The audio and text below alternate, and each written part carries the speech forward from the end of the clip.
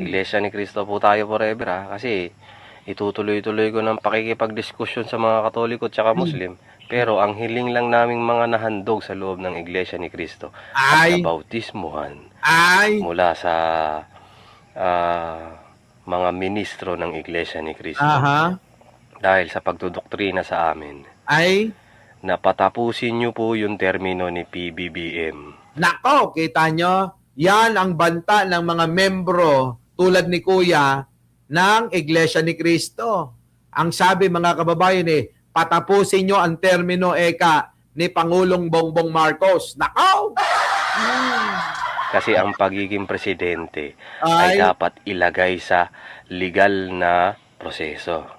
ang pagiging presidente daw ay ilagay sa legal na proseso. Mas magaling pa si Kuya kaysa kay Sara